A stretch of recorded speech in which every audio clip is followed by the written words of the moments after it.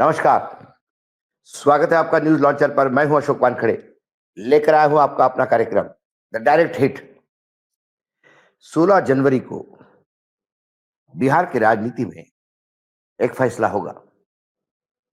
इस फैसले से या तो एनडीए हिट होगा या नीतीश हिट होंगे। कोई ना कोई एक तो हिट होगा। क्या होने वाला है 16 जनवरी को? इसके पहले आपने कई बार बिहार में खेला हो गया, बिहार में खेला हो गया। ये खबरें सुने होगी, थंबनेल देखे होंगे। ये वो खेला नहीं है।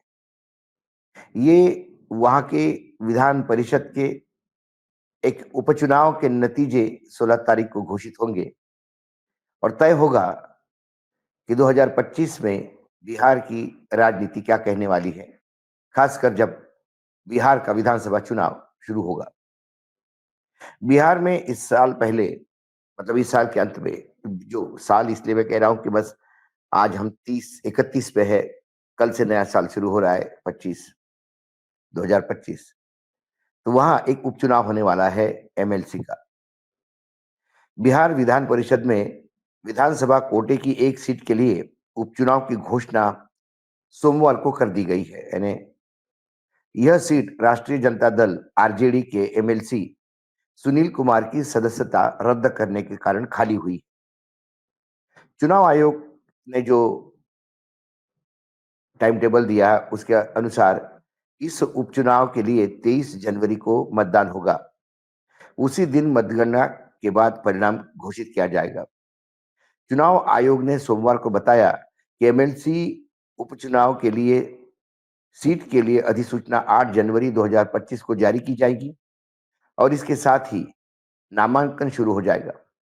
13 जनवरी तक नामांकन पत्र दाखिल किए जाएंगे। 14 जनवरी को नामांकन पत्रों की जांच की जाएगी। नामांकन वापस लेने की अंतिम तारीख 16 जनवरी तय की गई है। इस सीट के लिए 23 जनवरी को मतदान होगा। इसमें विधानसभा के सदस्य शामिल होंगे।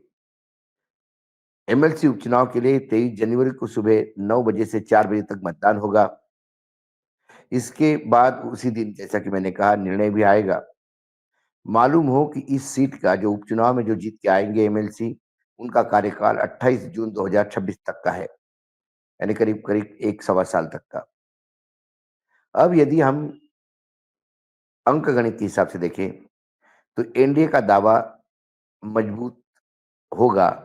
महागठबंधन को नुकसान नहीं है। मतलब जो एनडीए का जो गठबंधन है उसको, उसका दावा, क्योंकि उनके पास आंकड़े ऐसे हैं एमएलसी के चुनाव में कि वो सीट महागठबंधन मतलब एनडीए को जाएगी।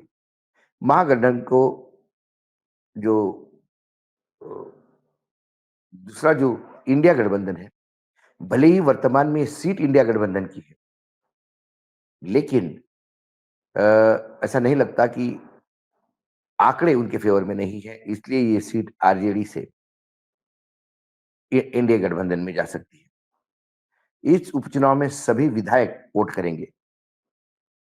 विधानसभा की अभी स्थिति जो है, जेडीयू, बीजेपी और हिंदुस्तान आवाम मोर्चा के पास विधानसभा में बहुमत है। अगर एनडीए संयुक्त उम्मीदवार उतारता है तो उसकी जीत पक्की है। वही आरजेडी, कांग्रेस और लेफ्ट, जो एक महागठबंधन है, को हार का सामना करना पड़ता है, क्योंकि उनके पास पर्याप्त वो आंकड़ा नहीं है जो जीत की दावेदारी कर सके।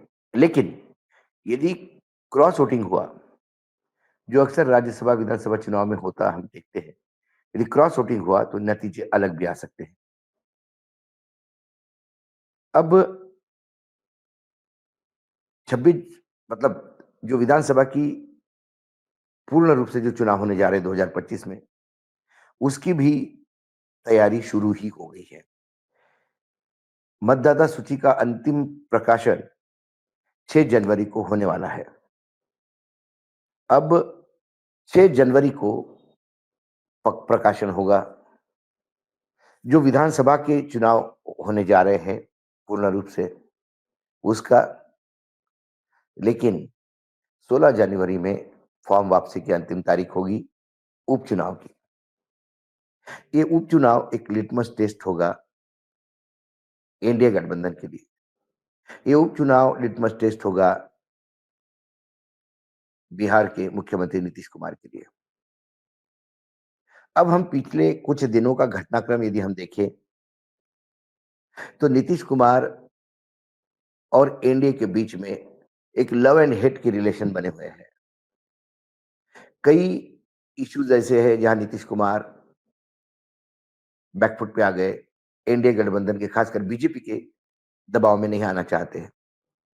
दूसरी ओर भले ही सुर अलग दिखाई दे नीतीश कुमार के, लेकिन फिर नीतीश कुमार बीजेपी के सामने सरेंडर भी करते हुए आते हैं, दिखाई देते हैं। कई जगह नीतीश कुमार फूफा बन के मुंह फुला के बैठते हैं, तो फिर लगता है कि कोई समझाइश होगी। लेकिन एक फिर जैसे छोटे बच्चों को समझाया जाता है, वैसे राज्य स्तरीय एनडीए के नेता ही नीतीश को अगला मुख्यमंत्री घोषित कर देते हैं और नीतीश फिर अपने चेहरे में हास्य लाते हुए अपने रेगुलर रूटीन में चले जाते हैं। हाल ही में विद्यार्थियों पे हुआ लाठीचार्ज, इसको लेकर भी एक लगातार दबाव बना हुआ है। विद्यार्थियों पे बना लाठीचार्ज, क्या ये नीतीश के लिए निर्णायक लड़ाई होगी? वाटर कैनन और लाठीचार्ज का आदेश किसने दिया? अब कहा जाता है कि नीतीश कुमार कार्यक्रम रद्द करके पटना भाग रहे हैं और वहां चीफ सेक्रेटरी और डीजीपी से बात करके ये तय करेंगे कि ये ऐसा कैसा हुआ। लेकिन ये भी नीतीश कुमार की दिल्ली की विफल ट्रिप के को चद्दर डालने के जैसा है। प्रधानमंत्री जी को नीतीश कुमार के पास मिलने के लिए समय नहीं। उन्होंने टरका दिया जेपी नड्डा के पास, जेपी नड्डा ने भी व्यस्तता बताते हुए टरका दिया। नीतीश जिनके लिए एक समय ऐसा था कि बीजेपी के नेता रेड कारपेट बिछा के तैयार खड़े रहते थे, वही नीतीश आज दर-दर भटक रहे, कोई मिलने को तैयार नहीं। हम ये बार-बार कहते हैं कि ये सरकार बैसाखियों पे है, लेकिन हम लगातार ये भी आपको बताते रहे हैं कि ये बैसाखियों से मुक्त भी होना चाहती है। नानी सरकार यानी नीतीश और नायडू की सरकार इसलिए कि इनके समर्थन से ही सरकार टिकी हुई। इसमें सबसे कमजोर कड़ी नीतीश की थी।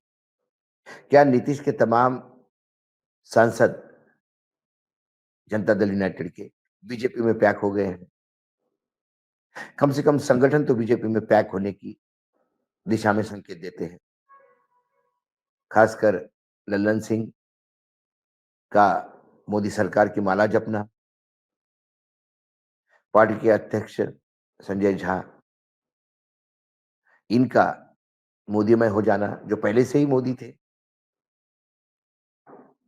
ये तमाम चीजें ये भी बताती है कि क्या नीतीश के हाथ में कुछ बचा है या नहीं। नीतीश यदि दिल्ली से सारे प्रोग्राम छोड़ के भागते हैं वापस पटना, तो इसलिए नहीं कि उनको विद्यार्थियों की चिंता थी, वो तो पहले प्लेन जैसे ही लाठीचार्ज हो गया तुरंत जा सकते थे। दिल्ली की विफलता के साथ जा रहे हैं।